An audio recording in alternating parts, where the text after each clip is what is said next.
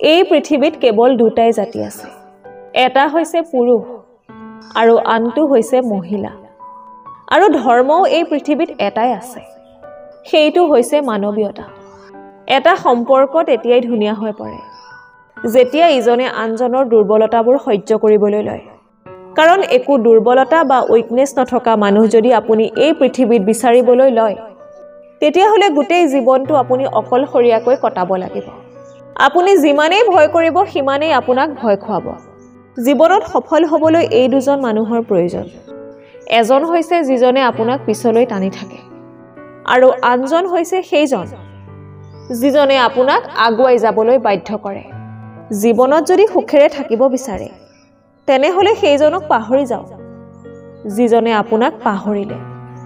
বেলেগৰ পৰা যিমানেই কম আশা কৰিব, সিমানেই বেছি সুখত থাকিব জীৱনত। আপুনি কাৰোবাৰ চকুত তেতিয়ালৈকেহে ভাল হৈ থাকে যেতিয়ালৈকে নেকি তেওঁৰ আপোনাক প্ৰয়োজন হৈ থাকে। যেতিয়াই তেওঁৰ প্ৰয়োজন শেষ হৈ যাব, আপুনিও তেওঁৰ চকুত বেয়া হৈ পৰিব। যাৰ যি ক'বলৈ আছে আপোনাক ক'বলৈ দিয়ক। আপুনি এতিয়া তেওঁক একো উত্তৰ নিদিব, সময়ে দিব, এদিন তেওঁক সঠিক উত্তৰ। বেয়াটোৰ বিৰোধ আৰু ভালটোৰ সমৰ্থন কৰা লোকবিলাক অকলশৰীয়া নিশ্চয় হয়, কিন্তু দুৰ্বল কেতিয়াও নহয়। আঘাত পোৱা মানে জীৱনত হাৰি যোৱা নহয়। আপুনি আঘাত পোৱা মানে ভাবি ল'ব সেয়া সৃষ্টিকৰ্তাৰ ডাঙৰ আশীৰ্বাদ। সেই আঘাতৰ পৰা কেৱল দুখক নহয়, যদি সেই শিক্ষাটো কামত লগাই আপুনি আগুৱাই গৈ থাকে, তেনেহ'লে আপুনি আপোনাৰ জীৱনটোক লৈ এটা সময়ত গৌৰৱবোধ কৰিব। আপুনি যিমান বেছি আশা কৰিব সিমান বেছি কষ্ট পাব। এইটোৱে প্ৰকৃতিৰ নিয়ম। অচিনাকি মানুহবোৰে কেতিয়াও বিশ্বাসঘাতকতা কৰিব নোৱাৰে। বিশ্বাসঘাতকতা তেওঁ কৰে যাক আপুনি বহুত বেছি বিশ্বাস কৰিছিল। মানুহৰ চাৰিওফালে যেতিয়া বেয়া মানুহবোৰ থাকে, তেতিয়া যিমানেই সমালোচনা কৰক ক্ষতি নহয়। কিন্তু আপুনি যেতিয়া বেয়া মানুহবোৰক আপোনাৰ জীৱনত স্থান দিব, তেতিয়াই তেওঁ আপোনাক লাহে লাহে ধ্বংস কৰি দিব। জীৱনত এই তিনিটা বস্তু কেতিয়াও নাভাঙিব: ট্ৰাষ্ট, প্ৰমিছ আৰু সঁচা ভালপোৱাজনৰ হৃদয়। ক্ৰোধৰ অৱস্থাত ভ্ৰমৰ জন্ম হয়, আৰু ভ্ৰমে বুদ্ধি নষ্ট কৰে। বুদ্ধি নষ্ট হ'লে ব্যক্তিৰ পতন আৰম্ভ হয়। শান্ত মনে আপোনাৰ সকলো নিৰ্ণয়ে আপোনাক সঠিক পৰিণাম দিয়ে। প্ৰত্যেককে বিশ্বাস কৰাটো বিপদজনক, কিন্তু কাকো বিশ্বাস নকৰাটো তাতকৈ বেছি বিপদজনক। জীৱনত আগুৱাই যোৱাৰ পথত বাধা আহিব পাৰে, সেইবুলি ৰৈ যোৱাৰ বা ৰৈ থকাৰ কোনো দৰকাৰ নাই। কাৰণ য'ত বাধা আহিব তাৰ পৰা আকৌ আৰম্ভ কৰিব লাগিব। অপেক্ষা হ'ল ভালপোৱাৰ এটা চিহ্ন।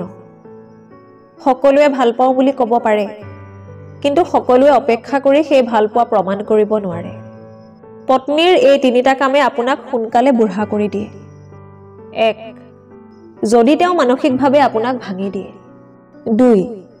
স্বামীক শাৰীৰিক আৰু মানসিক সুখ দিব নোৱাৰিলে। 3. অধিক ব্যস্ততাৰ পিছতো স্বামীক আৰু অধিক মানসিকভাৱে কষ্ট দিলে।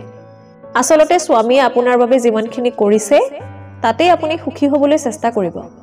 অন্যথা তেওঁক বেছি ব্লেম কৰি থাকিলে তেওঁ ভাগি পৰিব একেবাৰে। যোগ্যতাৰ অভাৱত কোনো ব্যৰ্থ নহয়। অধিকাংশ মানুহ ব্যৰ্থ হয় ইচ্ছা শক্তি, সুনিৰ্দিষ্ট লক্ষ্য আৰু সঠিক পদক্ষেপৰ অভাৱত। পৃথিৱীৰ ডাঙৰ ঔষধ হ'ল হাঁহি, আৰু ডাঙৰ সম্পদ হ'ল বুদ্ধি। শক্তিশালী অস্ত্ৰ হ'ল ধৈৰ্য, আৰু উত্তম সুৰক্ষা হ'ল বিশ্বাস।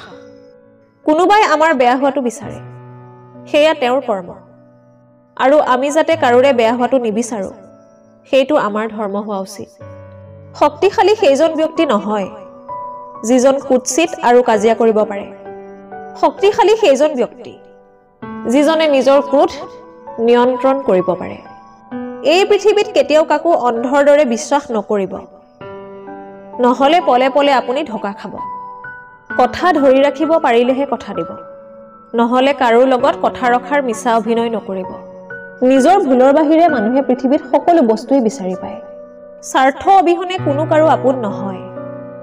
অলপ দেৰিকৈ হ'লেও সকলোৱে জীৱনত এই কথাষাৰ বুজি পায়। সম্পৰ্ক ভাঙিবলৈ কাৰণৰ প্ৰয়োজন নাই, আচৰণেই যথেষ্ট।